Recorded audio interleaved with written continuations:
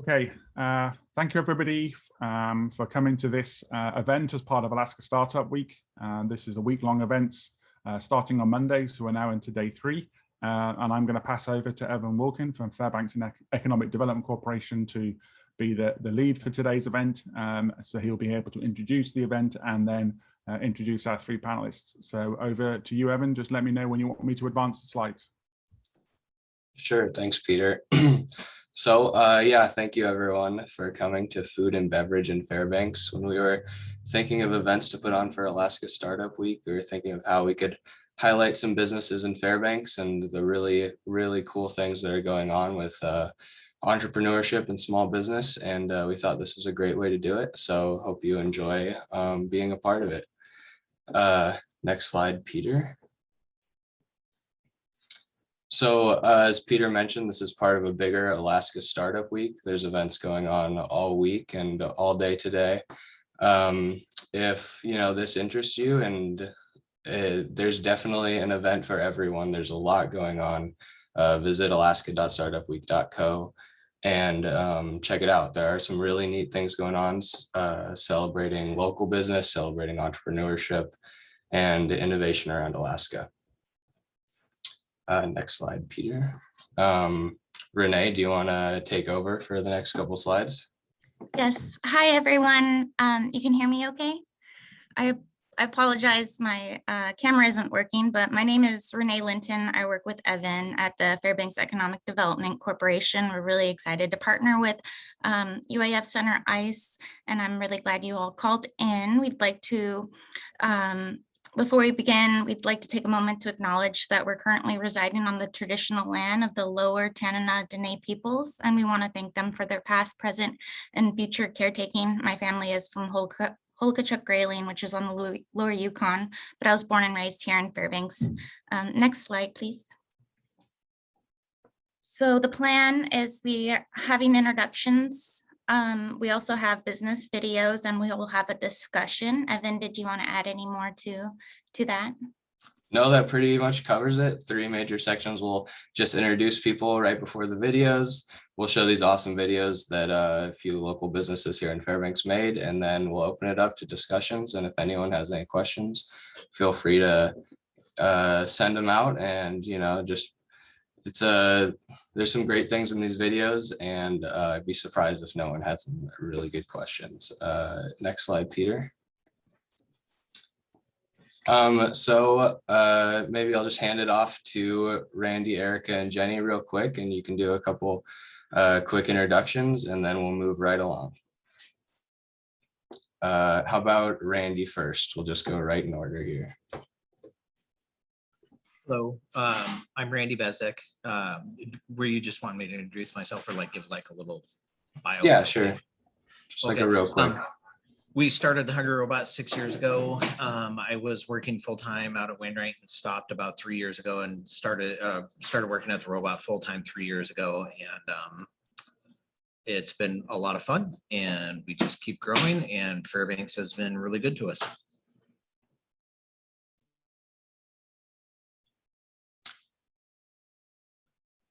Erica, do you want to go ahead and go next? Sure. Yeah. So, hi, I'm Erica Mohler. I'm the owner of the Roaming Root Cellar. And like Randy, I also left a job at Fort Wainwright to run the business. Unlike Randy, I didn't start 6 years ago. I actually started in March of 2020. So I was open for 2 weekends before I had to shut down for COVID. Timing's always been a strong suit of mine. But yeah, the last year and a half have been pretty incredible. We've continued to see growth in the Fairbanks area, and we love the community. We love building community around local food, and we look forward to being a part of Startup Week. Hi, my name is Jenny Jie, and I'm the owner and founder of Sipping Streams Tea Company. I've been in business since 2007, so for almost 15 years. January will be 15 years. My 2 previous careers before starting my business was in athletic training and physical therapy. And my second career was I was a high school teacher. I grew up in an entrepreneurial family who highly discouraged being an entrepreneur. My parents were restaurant owners. and they wanted us to not ever have to be a small business owner.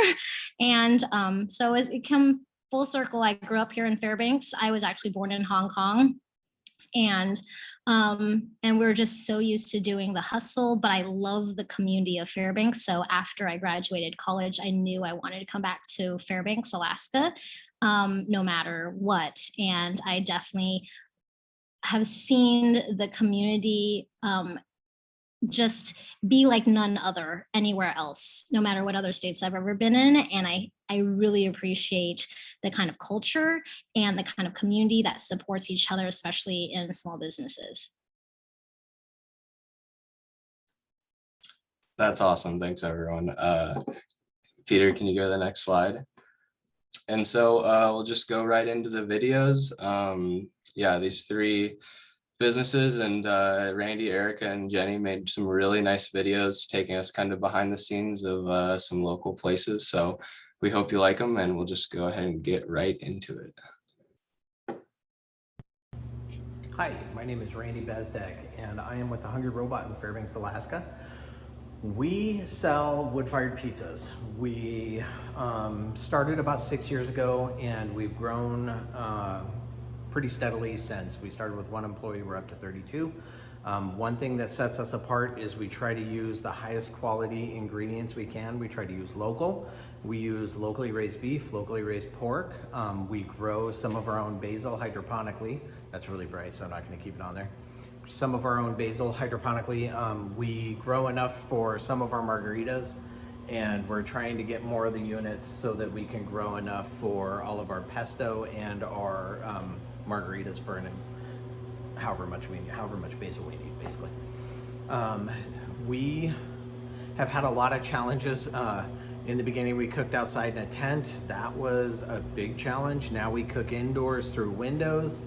So that was a way we fixed that, and I'll show those windows in a minute. Volume, in the beginning, our volume was increasing by 50 to 100% every month. And so it was constant training, constant revising, trying to change things so they were smoother, change things so that they flowed better. So what we have now is kind of what we've gotten to, and we're hoping it works for longer term than, I mean, it's been going for almost a year now. I'm gonna show you. So we stretch our dough here. We keep our dough in balls right there, well, in the fridge, but then we move them there so they can get to room temp. And then we stretch them here on this table. And then we build them on these little carts. These 2 lines behind me, these 2 lines on both sides are full of all of our ingredients. Cheese, meats, sauces, everything are in those refrigerated ingredient prep table rails. And you build as you go down the aisle. When you're done, you put it on that big table in the back. A cook picks it up, tosses it in the oven, cooks it for 90 seconds, drops it on that rack over there. It cools for a couple seconds. Another person picks it up on this table, cuts it, and then they move it over to this table back here that's now covered in my stuff, and don't worry, I'll sanitize it. That is full of our cold ingredients that go on after a cooked pizza comes out. So some of our pizzas have cold toppings after the fact, and they go there. I'm gonna talk a little bit. I'm gonna try and keep it short because I'm very long-winded, and the first time I did this today, it was 15 minutes, and that's way too long, so I need to keep it down to under 5. This was a huge challenge. We cooked outside. We came up with this crazy idea. A buddy of mine that's a carpenter made it happen. We can open these small windows in the winter, and we can cook through these tiny windows, not lose any heat. Well, we lose some, but we're not gonna lose much. And it keeps us warmer inside. And then you can see that we can still get to the ovens.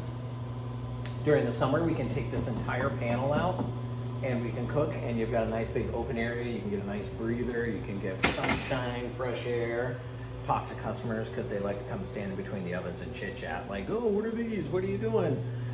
So we've got 3 ovens, one out that window, one out that first window, and one out this window. This is our wood room, so that's about a day and a half's worth of wood. We burn through about 60 cords a year of birch, and we get that from a local logger. Anyway, so on with it. It's a pretty interesting concept. We were on Triple D last year, and they kept saying, you know, we've been in thousands of kitchens. We've never seen anything like this. And they had some thoughts on why it wouldn't work and some thoughts on why it would. And we've been using it for about a year. I can tell you in the middle of the day after lunch rush, you can pull the carts to the side, you can sweep, and it looks like you're in a brand new kitchen like you just started the day. So I know customers appreciate it because unless they're in the middle of a rush, it always can be kept looking very, very clean. Let's see, I went over some of the things that made us different. I went over some of the things that we're doing. We do have new stuff coming out. I'm trying to expand our products so that I can turn that all into employee pay increases. It's a weird idea, but and it's a whole different subject. But anyway, so we're adding a fryer, a self-contained fryer, so it's got an integrated hood and fire suppression, so we don't have to have an overhead hood. And then we're adding an electric oven so we can do some different styles of pizza. I haven't really advertised much except for the Detroits that we're going to be adding. So we're going to be doing Detroit style deep dish, and then we were going to add Chicago deep dish, and I wanted to add Chicago thin crust, you know, the cracker crust sort of tavern style. And then we were thinking about adding a couple of other types after that. Since we started, we wanted to add at least 4 or 5 of the big heavy hitters, because you know it's a military town, so you get a lot of not transients, but a lot of transition of people, and they come from all over, and they have pizza that they ate at home, back home, and maybe they miss it. So we thought, okay, let's open up a pizza place and expand. We started with wood fired, and we kind of got stuck with that for a long time until we could get it kind of stable. And now we're trying to add the other ones. We're just kind of a little bit behind the curve for where we wanted to be at this point. Anyway, I look forward to talking to you guys more. Bye. Awesome. Thanks for that video, Randy. It was a nice look behind the scenes of the Hungry Robot. We'll just keep moving here and go right to the roaming root cellar.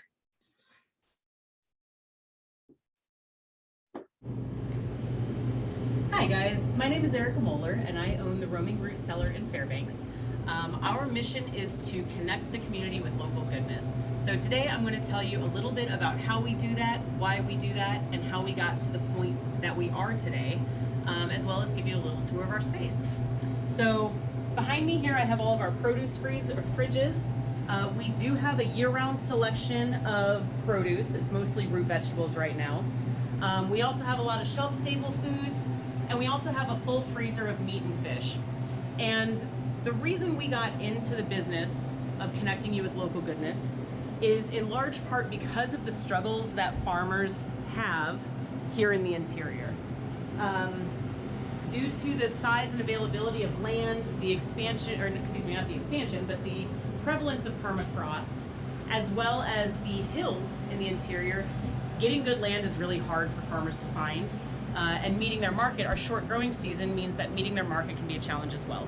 So we started the Roaming Root with farmers in mind, providing them an extra outlet for sales and helping to make farming a slightly more attractive prospect in one of the harshest areas to farm in America. So that's why we do what we do. Over the last year and a half that I've been open, I started in March of 2020. I was open for 2 weekends and immediately shut down for COVID. But over the last year and a half that we've been in business, we grew from a 23-foot bus into a 2,400 square foot store. We started on the side that you just saw, and then in March of 2021, we grew into this side. And that growth has actually allowed us to expand the diversity of products that we have. So we now have a pet section, we have pottery, artwork, jewelry, we have things for kids, a larger selection of stickers and cards, and all of it is made or grown in Alaska. So to us, connecting you with local goodness means that everything we provide to you is the highest quality art, jewelry, pottery, food that is made within Alaska's borders. Nothing in here is from outside the state.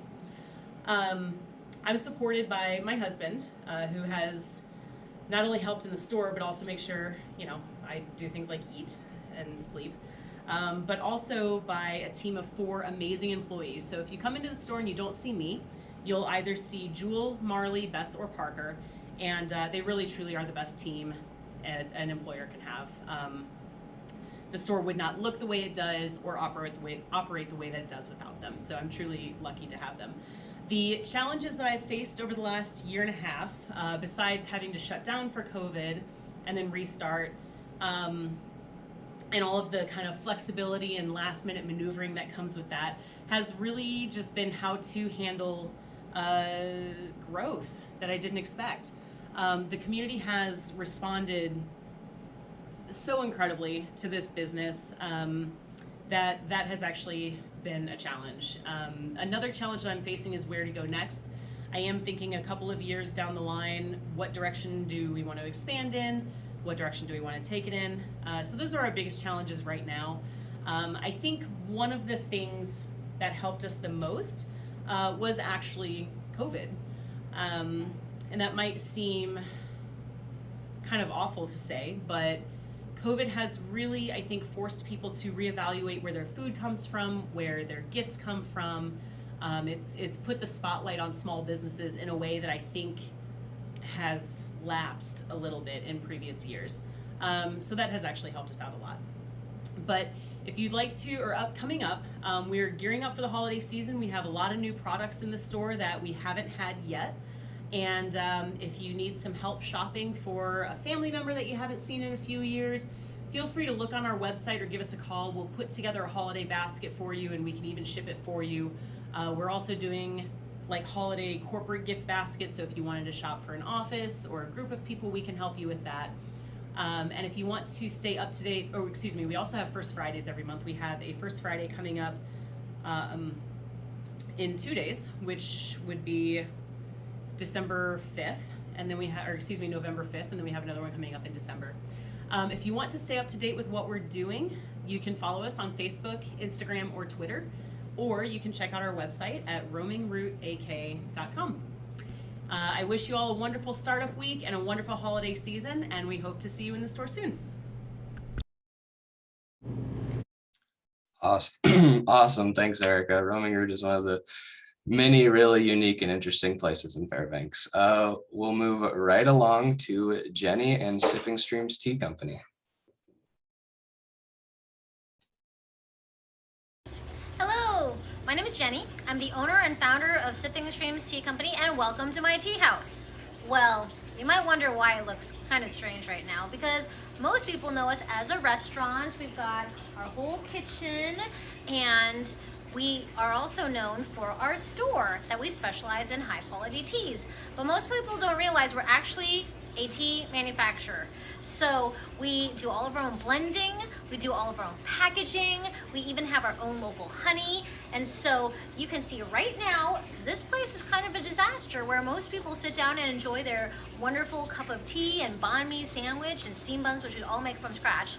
But right now it's about 11:30 p.m. and so the tea house has been closed for a few hours. We already cleaned and sanitized the area, but we now need room for production. We're kind of at our capacity for production here at Sipping Streams, and we are literally fulfilling hundreds of online orders right now. So let me show you some of the things that we're making. We just did all of our creamed honey, so we have different flavors of creamed honey, cutting the fabrics, tying on the strings. So it's a little messy here. Then we got our station for our tea advent calendar boxes that are very, very popular. We were rated #1 tea advent calendar of the year in 2020. So we've got hundreds, literally hundreds of boxes of advent calendars going out right now. Last night I cut all these little squares for all the tags to go in all the advent calendars. We have some Oopsies tea bags. So we also manufacture all of our own pyramid tea bags. We're the only ones in the state who do this. And they're made with compostable materials. And then over here, we're filling hundreds of slots for our 24 different flavors of teas for our advent calendars. And then you can see all the hundreds and thousands of pyramid tea bags that are about to go inside the tea house, inside the advent calendar. But here at the tea house, normally this seating area is for tea parties and people can dine in or they can get stuff to go.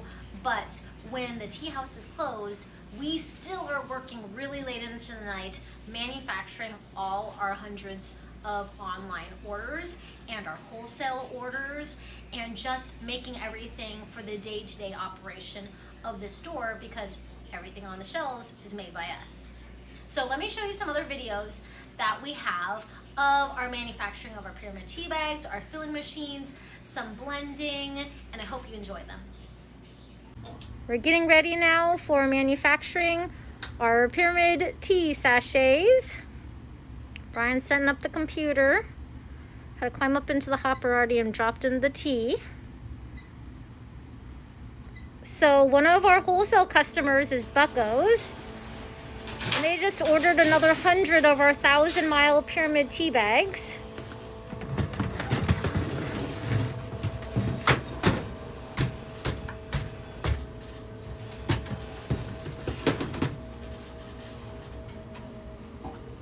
We're also the only company in Alaska who fully manufactures all of our own hand-blended loose leaf tea from start to finish into packages and into all of our in-house design labels. I do all the graphic design and label. I create all the recipes for our teas.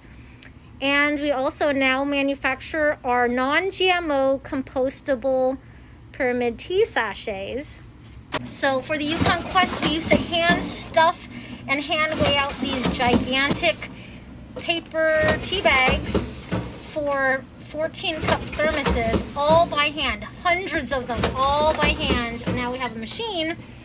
We can do custom run batches of any flavor.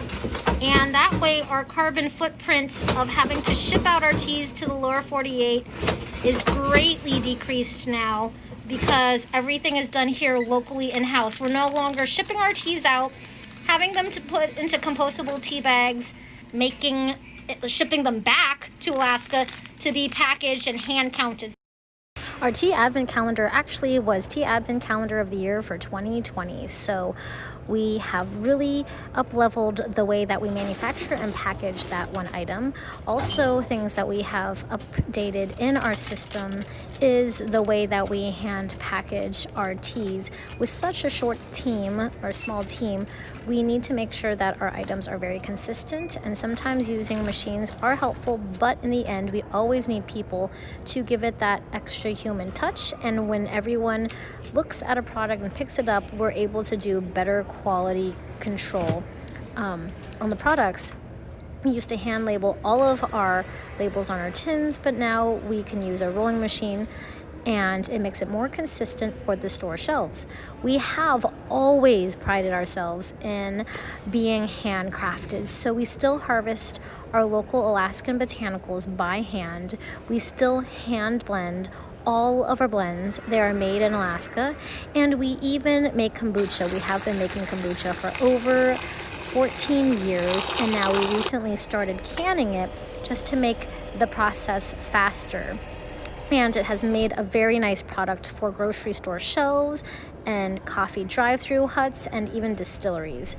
We are still very, very happy with our food and restaurant line, and that has always been around. And we even have bees that we make our own local creamed honey with and infuse them with other different tea products. Our honey actually is a big part of our company, and we usually sell them to large grocery chains, but there's a lot of touch that we have to give by the human hand. And our newest adventure is going into tea farming. So we're the first ever tea farm in Alaska and the only tea farm in the world that is heated by geothermal heat. It is in a high tunnel greenhouse. It has to be grown in the ground in soil. So there's a lot of things that we need to take care of, just like a regular farmer, like weeding, like watering, like measuring the humidity in the building. And with our interesting sunlight in the summertime or lack of sunlight in the wintertime, you can see here that there are many things we need to put into consideration. So our tea plants bloom all year round and are able to be harvested all year round with our interesting parameters in Alaska. So I hope you found this video very interesting on all the ways that our tea company, Sipping Streams, is a very established Alaskan business from farm to cup, and all the human touch that it takes to make our products amazing. Hello. Awesome. Thank you, Jenny. And thanks Randy and Erica for making those great videos. All the videos were so great that the computers had a little trouble playing them, but yeah, that was awesome. So go ahead and open it up to Q&A. If people have any questions that they'd like to ask, they can go ahead and enter them in the chat and we'll relay them. I'll go ahead and kick it off with an early one that was put in here. Maggie Newland with Magpies LLC asks, I want to hear about that weird idea, please. I think she was talking about Randy. Anywhere a food establishment can increase employee pay / benefits is so useful to me. So Randy, would you mind just expanding on kind of the things that are going on at Hungry Robot? We saw you in the news kind of recently about it. So maybe if you could just tell us a little bit about that. Okay. I'll try to keep it short. I get distracted and talk a lot, so I always try to make sure I monitor what I'm saying and not get too long-winded. Anyway, what we're doing, I've got a lot of people that work for me that they become pretty close to me, you know, like friends, family. So what we're trying to do is easier for people to live their lives by paying them more. I got into a few discussions online with some people about living wages, and it kind of opened my eyes to where minimum wage isn't really an acceptable wage. I mean, I don't know. Okay, I'm gonna start over. Sorry, guys. So what we're doing, I'm just gonna cover what we're doing. We're adding some different products so that we can make more money. That money is going to go straight into payroll. Every 2 months, we're giving all of our staff $2 an hour raises until we get everybody to a minimum of $20 an hour. And to keep it fair to the people that were here prior, if they were over what we're hiring at now, they're still getting the same raises. So they'll still be making more than what they would have when they first started. I can go into more details. It'd probably be better just, you know, like on a side conversation, because like I said, I kind of get long-winded and I don't want to absorb all the time here. Did that make sense? So everybody's going, we were starting people at $12 an hour, but within the next 6 months, because we've already done one of the step increases, in the next 6 months, everybody will be at $20 an hour. Yeah, that made sense. It's a really cool program that you have going on over there. Well, I don't see any more questions in the chat. I have one kind of ritty.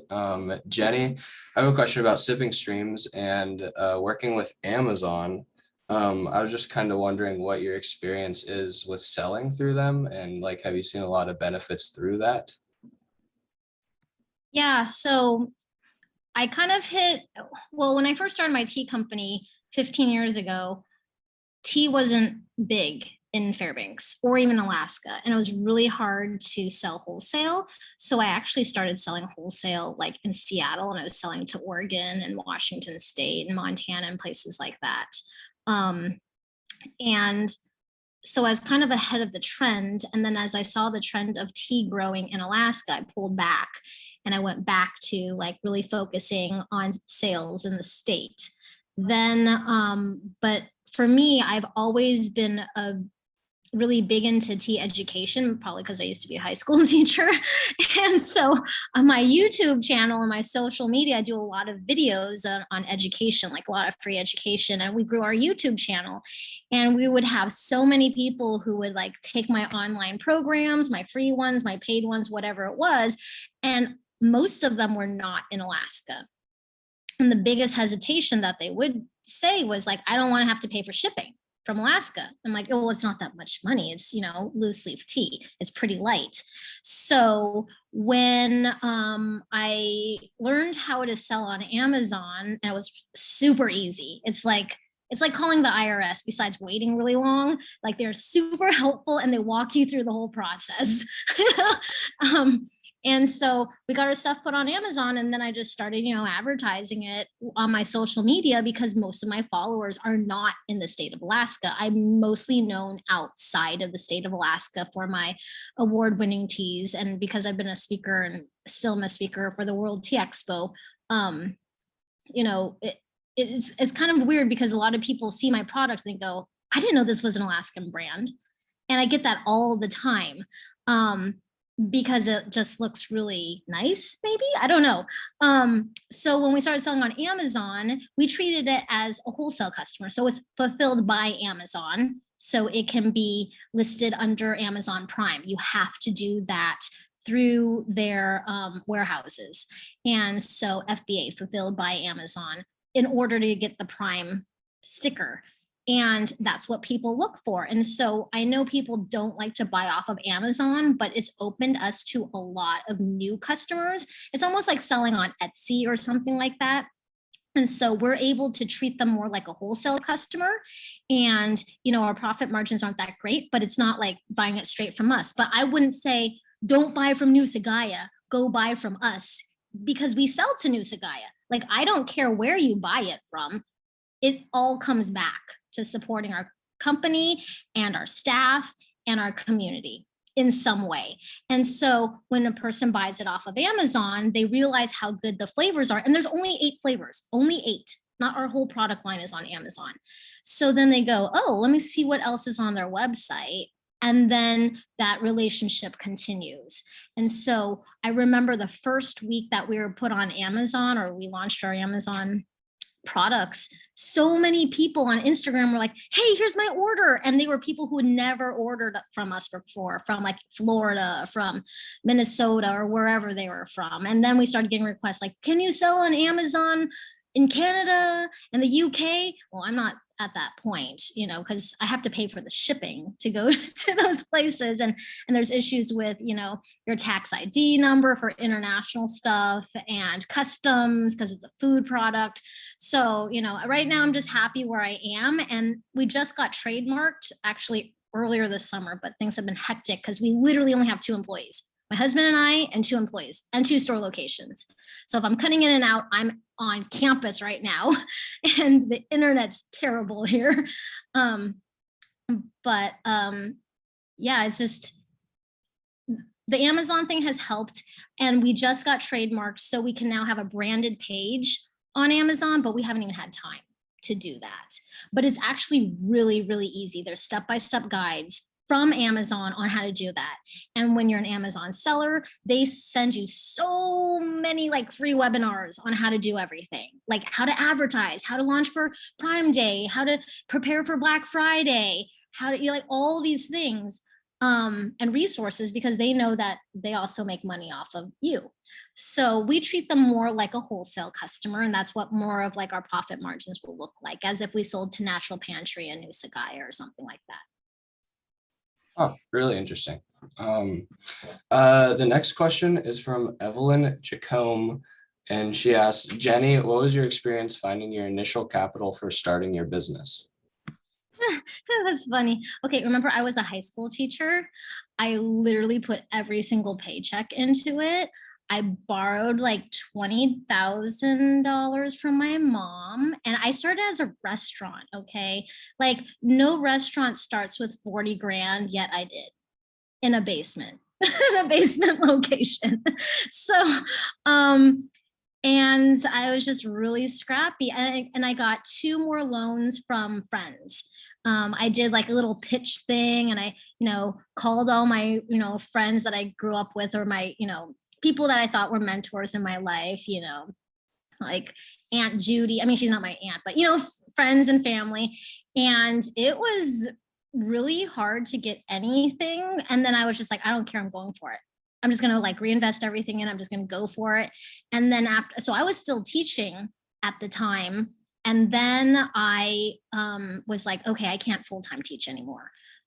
So I was substitute teaching and putting all of my paychecks into there and like balancing like work and substitute teaching. So this went on for over 10 years.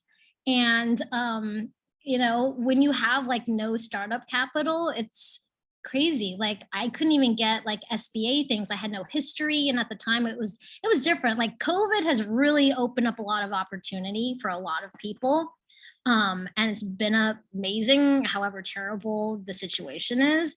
But literally everything that I could get and just be really scrappy. I lived in a dry cabin for 6 years. Like my expenses were very, very low. And whatever I could do to put it all into the business and slowly scale. Like we were hand cutting our labels, every single piece of paper. We hand cut them, put double-sided tape on it. Yeah, very inefficient. But you know what? I could not afford like large rolls of labels, like 1,000 at a time or anything like that.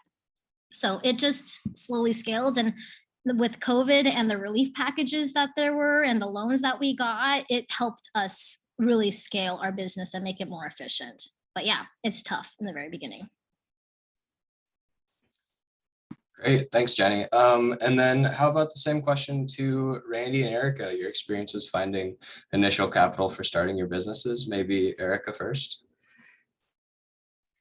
Sure, and I'm sorry, my phone's ringing in the background here, so there's just a little bit of background noise for another second. But kind of similar to Jenny, the reason we started in a bus is because we did not have startup capital. Is that really? Okay, there we go. Yeah, we didn't have any startup capital. I paid for everything with cash. I worked full time. So I got my business license and filed as an LLC in October of 2019 when I was working on base. And paid for cash, or paid for everything in cash until I quit my job. And then I also had a couple of very small loans for my dad, but I've paid those back. And I think the big key to me in being able to do that was in growing incrementally. So starting with the bus and starting with a very limited inventory. I actually look back at photos of like just what I sold then, and I look at my store now, and it's shocking to me how little I had. I was very lucky. I had a couple of things where the stars just kind of aligned. My husband works at REI, and when I moved into the store, they were actually upgrading all of their fixtures. So I bought all of the shelves for the store for really, really cheap. So, you know, a couple things like that. Yeah, that's mainly it. So yeah, my finding initial capital kind of just came from us, and also pinching pennies and incremental growth. Awesome, thanks. Randy, how about you? So initially we did not do pizza. My wife and I, we started a business called Sugar Monkey Marshmallows, and we did drinks, popsicles, and marshmallows at the farmers market 2 days a week during the summer. And then we would do bazaars during the winter. And we did that for about, I think it was 3 years, might have been 4, before we had enough of a history that a bank would even talk to us about taking a loan out for an oven. And then we tried a couple different banks, and they were like, no thanks. But then we found one that worked with us. Spirit of Alaska worked with us really well. And we've gotten 3 ovens through them since. So they like us now. But initially it was just selling marshmallows and popsicles and drinks at bazaars and farmers market. And so then, you know, you were doing 7 days a week during those times, and you're kind of like, oh, I'd like a day off, but you're like, well, there's a bazaar, I gotta go. So you don't get much time. But it initially it was just I guess what people would say, hustle. You know, you just keep doing everything you can, trying to make the money to be able to afford what your end goal is. Cool, thank you. Peter, did you have a question? Yeah, I did. It was interesting watching your videos, and I'm wondering, how do you sort of go along about building partnerships? Erica, you had a lot of other business products in your store. I saw Elevated Oats passing through just because it's quite an easy standout food logo, and I know the Elevated Oats guys team. How do you go along selecting partnerships? Randy, the same with you on the local products. You spoke about the local wood and that sort of side, and Jenny, you've developed collaborations and connections. How do you go about sort of making those partnerships? Is it through mutual connections, the 1 degree of separation that we have here in Alaska where everybody knows everybody? How do you go about sort of selecting those partners that you would then have in your store or for you to support on ingredients? And that's probably to Erica, just because you have a lot of different Alaskan businesses and a very wide spectrum of products for sale. Sure. Yeah. So I actually was going through all of my like merchant files the other day, and we actually work with over 170 Alaskan businesses. And that's artists and jewelers, as well as food producers and farmers. I'm very lucky now in that I think the store has built a little bit of a reputation and word has gotten out. So I'm in the position now where more people are usually approaching me, and I have to do a little less of the hunting. But when I started off, it was literally just Megan from Elevated Oats. I saw an ad or an article or something through some either Alaskan food magazine, or like maybe it was an entrepreneur platform, something like that. And I immediately just cold called her. I was like, hey, my name's Erica. I'm starting a business in a couple of months. Like, can I sell your oats? So I scour Instagram and Edible Alaska magazines and the, platforms like this, like Startup Week. I go through and look at what businesses are involved. I go to bazaars frequently. I'm actually flying to Anchorage with the sole purpose of going to a holiday bazaar to look for new jewelers and new artists. So really kind of a variety of platforms, but a lot of it is just picking up the phone and calling people. So, and sometimes there's a mutual connection, other times not. Sometimes they've heard of the store, sometimes they haven't. And if they haven't, I just explain what I'm doing and ask if they want to hop on board. There's not really any magic to it, but it's worked out well for us.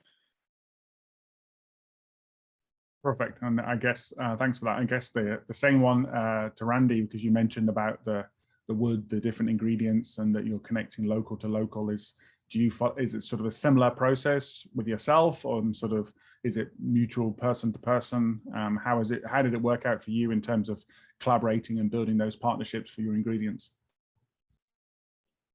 In the beginning, you had to kind of go look for them. Not a lot of people. I mean, I still run into people that don't know who we are. I mean, like people that are in the building right behind us, then they're like, oh, I've never heard of you. And I'm like, I can see you. But yeah, initially we had to go find people. Now enough people know that we use local ingredients that, like, a guy, Boreal Woods, started a mushroom farm. And he came to us and was like, hey, I'm starting a mushroom farm. I know you're doing this. Would you be interested in buying mushrooms? And I'm like, well, what kind are you growing? Because we use like 5 different kinds of mushrooms. And initially he only could provide one, but then he started getting bigger so he could expand. And now we're getting two of our 5 through him. So 2/5 of our mushrooms are locally raised. And he's got plans to help us get the other ones going. And then eventually we'll just use his mushrooms and quit buying them from, big corporations. But yeah, they've started coming to us a little bit more often now than they did in the beginning. Right. And then Jenny, yourself, having been doing this for over a decade and a half now, as you pointed out in early 2022, how did you build partnerships? Did you go direct in your own? Did you connect with people for different parts of it? Obviously now I see you're doing a lot of things in-house in terms of the connecting to your ingredients, but how did you build that up when you were first started? So when I first started, there wasn't so going back, I grew up selling at the farmer's market. That was the other thing. Like, I have the very first job I ever had was probably 7 or 8 years old. And my mom, she was one of the largest lettuce producers in Fairbanks. She would sell truckloads of lettuce. People told her lettuce didn't grow in Alaska. This is like 35, almost 40 years ago. And she was like, okay, I'm going to do it. And so she sold so many vegetables, and she'd just leave me there with a fanny pack. And she's like, take the money, sell the stuff. I'll be back in an hour. And so all I knew was like talking to people and making yourself present and known. So that's why I say the community is so important for how my business has grown. Well, another side hustle my parents did, besides owning a restaurant and the farmer's market, was we harvested wild Alaskan botanicals for other tea companies. I didn't know what we were doing. My mom's like, hey, you want to go do something? Because we didn't really have toys. We didn't have cable. And so like our thing was like work was your like extracurricular activity. And like, yeah, I want to go somewhere. I don't want to be stuck at home. So I would go with my mom and we'd go pick yarrow or, I think we would put pine cones for like a huge international Korean company. I don't know how she found these gigs, but like we would literally obsess over like whatever that thing was. And so when I started my tea company, it was actually like all kind of by accident. Like I had no intention of being an entrepreneur, but I was teaching about tea, and I was teaching a tea elective class at the high school that I taught at. And they're like, hey, we want to have a fundraiser. Let's sell some tea. And I was like, okay, so I had to learn how to, just starting off wise, just buying tea and reselling it. And then I was like, oh, I bet I could make this, because my parents are professional chefs. So like the food science thing, infusing flavors, changing the way the particle size works. I'm like, oh yeah, I can do this. And then I taught a class at UAF that same year, the first year that I started, because someone said, you should teach a class at UAF for the culinary department. I'm like, okay. So anytime someone gives a suggestion, I go, okay. And that's how I make connections. But the director of the time of the horticulture program, she's like, have you thought about using Alaskan botanicals? Here's a book. Read this book and make a blend out of it. And so I'm like, hey, Mom, you want to go on a trip? Let's go pick some fireweed. I mean, that's a good, safe one. And after we made it, people were like, this is really good. And I heard about the World Tea Expo and their competitions. And I'm like, let's just enter this and see what happens. And we freaking won. We won third place. It was like my first thing, and with Alaskan botanicals. And I'm like, oh my gosh, I think I'm onto something. I think I kind of know what I'm doing. And then I just kept winning competition after competition and being featured, and people like, who's this tea company out of Alaska? But the thing was, I've never been able to supply large enough to these large companies. Like Green Mountain Coffee, like approached us when their K-Cups first started, and I could not supply 1 metric ton to them that they wanted a month. But going to all the bazaars, and I do every single bazaar. Those of you who know me in Fairbanks, like I'm at every single one. And I've got every weekend till Christmas, I have a bazaar or 2 bazaars. And I just meet people. Sometimes it's my next door neighbor. So how we met our honey supplier, which we're in the transition phase and we're supposed to actually acquire them, but then COVID happened, was there a booth neighbor. And they're like, hey, I'll just send people over here to get some honey samples if they buy like a honey stick. And have you thought about selling honey? I'm like, no, but okay, maybe. And so we move 7 50-gallon drums a year at least of just honey that we pour ourselves. Each barrel is 750 pounds. That's how much goes through sipping streams that we bottle ourselves, not including the honey sticks, not including the creamed honey. So, and then people, like, because of the culinary side, Elevated Oats reached out to me for their new blueberry granola. And she's like, hey, Jenny, like, I'm trying to make a blue granola. Somebody wants blue granola. What should I do? And I'm like, I got this ingredient. You want to try it? And here's some free samples, and do it like this, and infuse it like this, and chop it up like this, and then it should extract the color to it. And now she has this new thing that she's launching during Startup Week, which is her blueberry lemon granola for Elevated Oats. Or other people who are like, how do you make this other thing? I'm like, I don't know, let me figure it out and help you with it. So, and we'll be carrying elevated oats inside the tea house too, just for snacks for people when people are having a cup of tea. But it's all those bazaars, and then people go, hey, can you sell like my dishes at your store? You have a brick and mortar, you're not just a factory. I'm like, oh yeah, we have a whole store. People buy gifts there. And I meet other people that Erica has, like Connie with the sand blasted like mugs and stuff like that. And so just literally getting out there and meeting people. And that's actually how people found me. Was I was heavily into teaching about tea. And then people say, oh, you have a product? Can I sell it? So Alaska Feed Company was actually my first wholesale customer, only because I was teaching about tea. And then they realized I was a product-based company and not just an educator on tea. Yeah, it's interesting to hear your 3 stories and sort of that entrepreneurial aim of like getting out there and just approaching people. Eric, you said you just cold called them and said, hey, let's connect. And that's often how you can get those first connections made, whether it's at a bazaar and you just see somebody walk by and say, hey, and you start talking to them, rather, because you won't know where you can get to unless you do that first step outside the door, that first phone call, that first email, whatever it might be, whatever tool you're using to connect to people.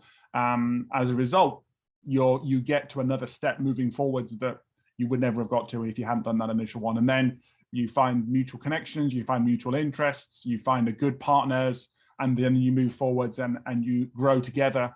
And that's one aspect of the statewide sort of approach to sort of business growth is just partnering and how to work together as different organizations. My final question, and then I'll pass it back to you, Evan, is what could this, for those listening in and for those watching, what could the statewide community do? We have entrepreneurs in different industries. Obviously today we're listening to those mainly on the food and beverage, with some additional connections as we've seen in your videos. But what could the community as a whole do? Is it sort of supporting you on the internship side? Is it promotion? Is it what sort of just general as a community could be done to help your businesses, the food and beverage business in Alaska? Maybe I'll go to Randy maybe first, then Erica, and all being well, we can get a comment from Jenny, but maybe to you first, Randy.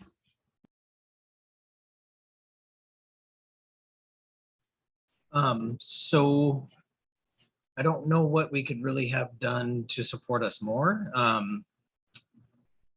They keep us pretty busy. You know, I mean, I know we use a lot, you know, we use local beef, local pork, and we frequently overstress the supply chain. So it would be nice if there were some more ranchers. Are the ranchers the ones that grow animals, raise animals? Anyway, if we could get more beef and pork, that'd be awesome, which I think there are some people in the works right now that are setting up shops. I think there's only like 3 slaughterhouses in the state, maybe even 2. And so they get backlogged, which slows everything down. You know, I mean, I've found reindeer guys that raise reindeer, you know, I mean, there's a lot of different types of things in Alaska. If you just look around, you can find some pretty crazy stuff. But, you know, I mean, I guess like if we could get more seasonal farms, but I know that's also expensive because I was doing the farmer's market and I know it costs a ton of money to raise vegetables in the middle of winter, and sometimes that's just economically not feasible, you know. Cheese, but that's also really expensive because you have to have a lot of cows to make a lot of cheese.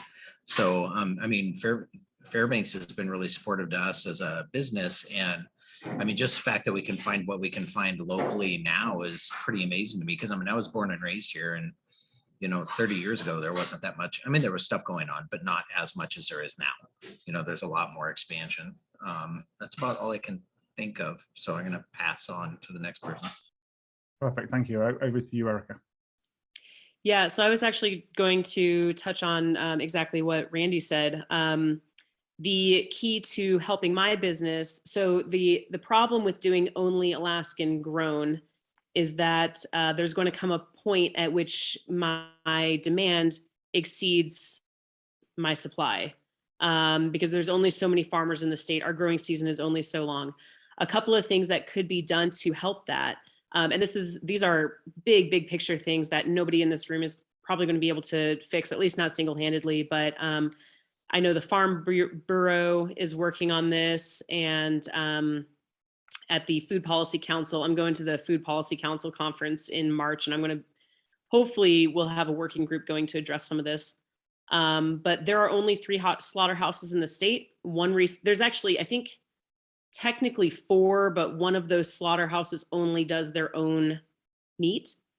The one down in Palmer recently shut down. That was for sale a number of years ago by the state for dirt cheap. The idea was to make a kind of farmer cooperative slaughterhouse, and someone swooped in with the money and bought it up as a private individual. And they have since closed it down, tried to sell it. I've heard rumors that they're going to be opening again, but I don't know. And then the one in North Pole I've heard has just kind of some management challenges that they are trying to fix. But either way, the result is that farmers get bottlenecked. You know, they can't get their animals through fast enough to get processed. And then that means that people like Randy and I can't, you know, either get stuff in our freezers to sell or get it on our pizzas to sell. So if there was a way to either incentivize opening slaughterhouses, whether that be through grants for private individuals, or if there was a state-run slaughterhouse, something along those lines, that would be, or a couple slaughterhouses, that would be amazing. The other issue is like the restriction on our dairy laws. The dairy laws in the state make it really unattractive for people to have cows. You have to own a part of the share, own a share of the herd in order to buy directly from the farmer. And in order for it to be sold in stores, it has to be done in a USDA dairy. So there is a new dairy, Habermeister Dairy in Anchorage just closed down, which was a huge blow to the state, food security, but there's another one in Delta that opened up and their milk is fabulous. However, that's the only one, that's kind of it. So they are one bad season, not that I think they'll have a bad season because their milk flies off shelves, but they're one disaster away from our state not having access to milk again.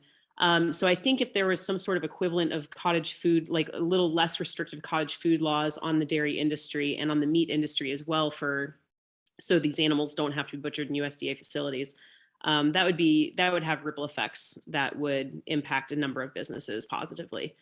But beyond that, and then, winter growing is, there's, anyone who has been to Fred Meyer's in January knows that it's just not easy to get food up here. So I personally would love to see grants for privately owned businesses are really hard to come by, but I would love to see grants that were for for-profit businesses that focus specifically on winter growing in Alaska.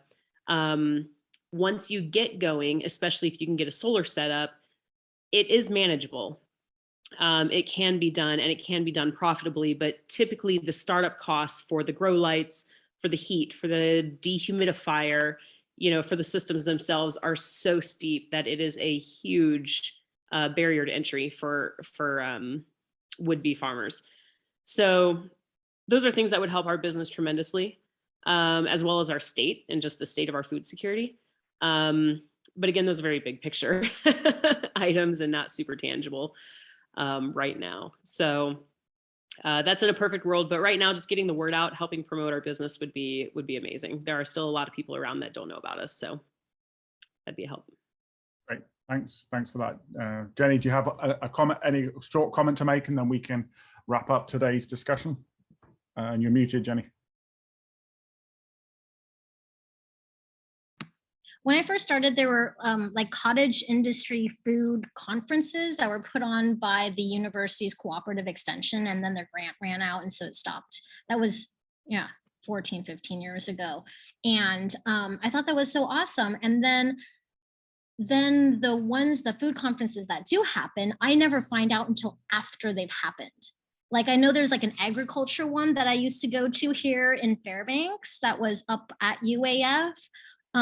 It was like at the Westmark before, but I feel like for some reason, I wish there was like a portal or something like that, so we'd know when these food conferences happen, and that they weren't so, I don't know if it's political or what, but I feel like a lot of the stuff is like, oh, Anchorage knows everything. And then we're like, what? Why didn't anyone tell me? Like, I literally am registered with the state as a manufacturer. Like, why am I not on the list? Or how do I sign up on this list to be notified about these things? We just need better communication to be involved, I think.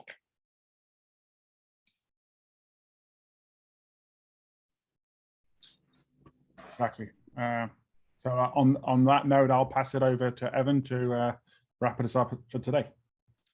Yeah, I guess we'll end by, I just want to re-mention that this is a part of Alaska Startup Week 2021. So there's events happening all over Alaska all week and for the rest of the day today. So you can check out the schedule and find something that might interest you. There's also a attendee survey that you can fill out and be entered in to win gift cards or swag.